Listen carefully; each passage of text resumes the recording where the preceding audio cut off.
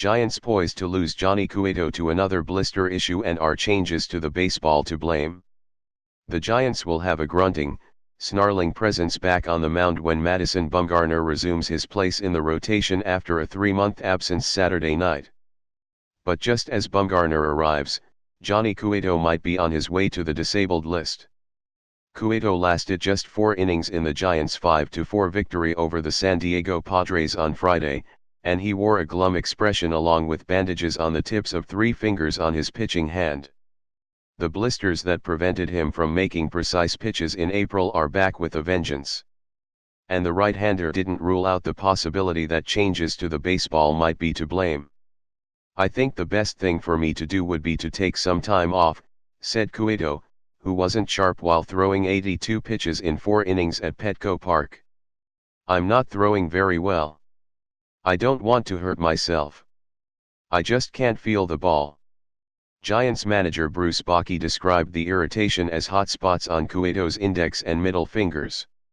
Cueto also said his thumb flared up as well.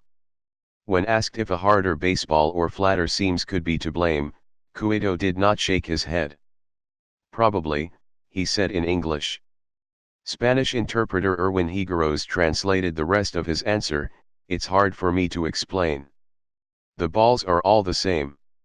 I don't really know what is happening." Cueto said the ball feels harder to him, which meshes with the theory that a harder ball and flatter seams offer a partial explanation to Major League Baseball's all-time record rate at which home runs were hit in the first half of the season. There seemed to be a rash of pitchers: Rich Hill, Marcus Stroman, Aaron Sanchez, Taijuan Walker, and the A's Harold Cotton dealing with blister issues, too. A large scouting contingent came to perform due diligence on Cueto, but the Giants are only open to dealing him if they would receive a significant return.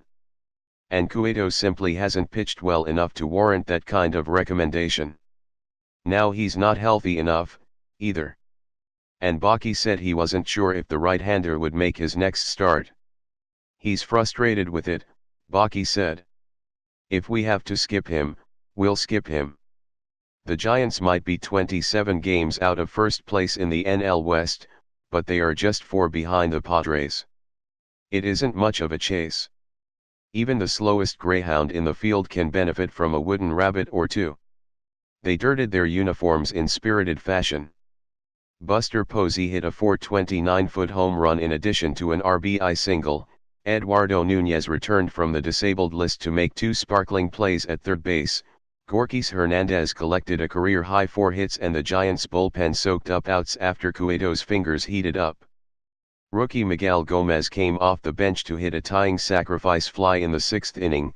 Denard Span followed with a go-ahead single, and Sam Dyson escaped a bases-loaded jam in the 9th as the Giants snapped a 4-game losing streak. The Padres began the season under no pretense of fielding a competitive team. They took a backhoe to the Rule 5 draft and the low minor leagues while loading up their roster with players that could learn on the job while losing 90-plus games to ensure they'd get the pick of next year's draft litter. Entering Friday night, the Padres would have picked 3rd. The Giants would have picked 2nd. The Giants might be in the midst of a lost season, but the front office, coaches and players see much more profit in finishing on a respectable note than moving a handful of slots up or down in the draft order. Both the Padres and Giants will be sellers at the deadline, and a contender might find bullpen pieces to their liking on both clubs. The Giants could find a taker for Corey Guerin, who has a weird reverse split against left-handers, 5 for their last 39, and George Contis, who followed Guerin's scoreless inning with 2 of his own. Both right-handers will get a bit pricier in arbitration next season, which makes them candidates to be dealt over the next couple weeks. Hunter Strickland, his penchant for settling 3-year-old grudges aside, looks like a keeper and part of the next functional Giants bullpen. So does Dyson, who looks to be the closer for at least several more weeks as Mark Melancon takes a more deliberate approach to the right elbow tendonitis that has sent him to the disabled list twice this season. Strickland struck out 2 batters in the 8th, and Dyson allowed a run on a chopper in the 9th before escaping a bases-loaded jam to record his 4th save as a Giant. Dyson allowed 3 singles, 2 of them well-placed hoppers, and hit a batter before Jabari Blash flied out on a 3-2 pitch to end it. "A great sign," said Baki of Dyson. "He's got a calmness about him that I like.